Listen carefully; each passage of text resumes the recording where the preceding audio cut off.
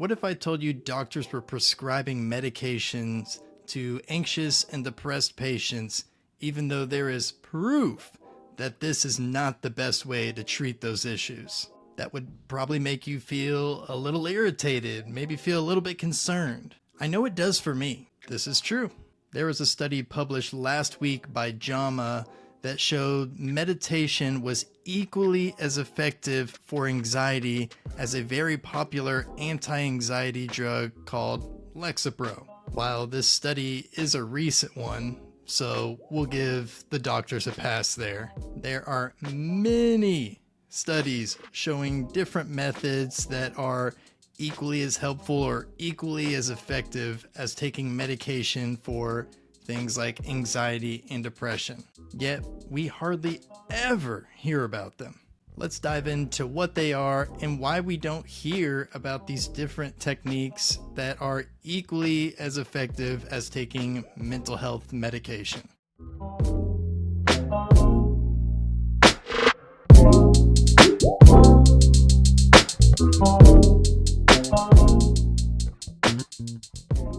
This next study I'm about to show you has been available for almost a decade now.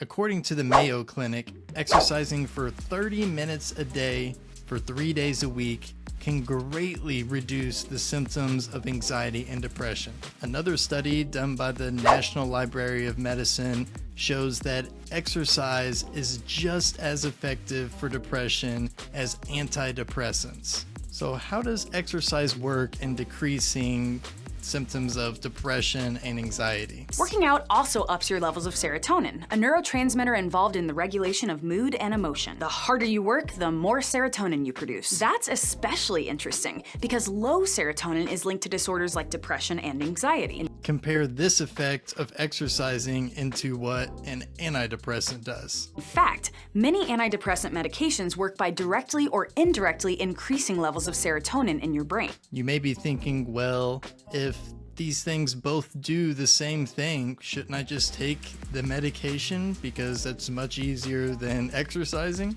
It's not that simple, because there are numerous negative side effects from taking antidepressants. Here are some of the side effects people have reported who have taken antidepressants over a long period of time. And this is all according to a study that was referenced from verywellmind.com. Sexual problems, including the ability to reach orgasm, weight gain, feeling emotionally numb, not feeling like themselves, reduced positive feelings, feeling as if they're addicted, caring less about other people, and feeling suicidal. Whereas the side effects of exercising long-term has nothing but positive impacts. What about anti-anxiety medication? How does that work? Looking at anti-anxiety medications that fall under the category of, what in the world? Benzodiazepines? Let's call them benzos. Medications like Valium and Xanax. They work by enhancing the activity of the neurotransmitter called GABA, which is a chemical in your brain that helps you feel calm. Guess what exercise also does? It increases your GABA levels. But once again, the side effects of using anti-anxiety medication long-term has been shown to cause cognitive impairment like drowsiness, increased reaction time, and motor incoordination, motor vehicle crashes. In fact, the risk of driving a vehicle while on benzos is about the same risk of driving with a blood alcohol level between 0.05 and 0.79%. And for reference, an alcohol level greater than 0.08% while driving will take you to the slammer.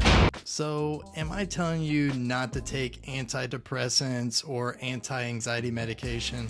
Absolutely not.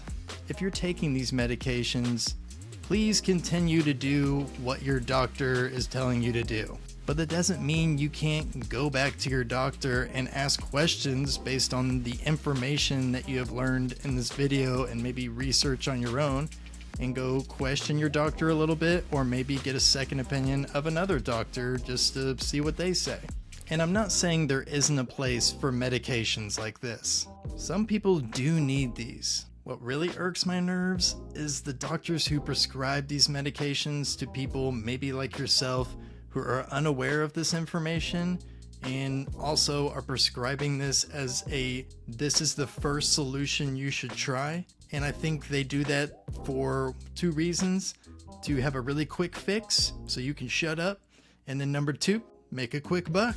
Medication should be reserved for last resort. Your doctor should be telling you to try things like exercise, meditation, and other holistic methods before just giving you some pills. If they don't, I consider that to be malpractice and not serving their own patients in the best way that they see fit. Remember, all the studies and numbers that I've showed you in this video are 100% fact. You have the information now. Go use it. Thanks for watching, everybody. Also, I see you there. You're here on YouTube. Go ahead and subscribe, like the video, and hey, leave a comment on what you think. I'm sure there'll be plenty of you who disagree with what I say, but let me know. I'm okay with hearing the other side. Until next week, see you all. Peace!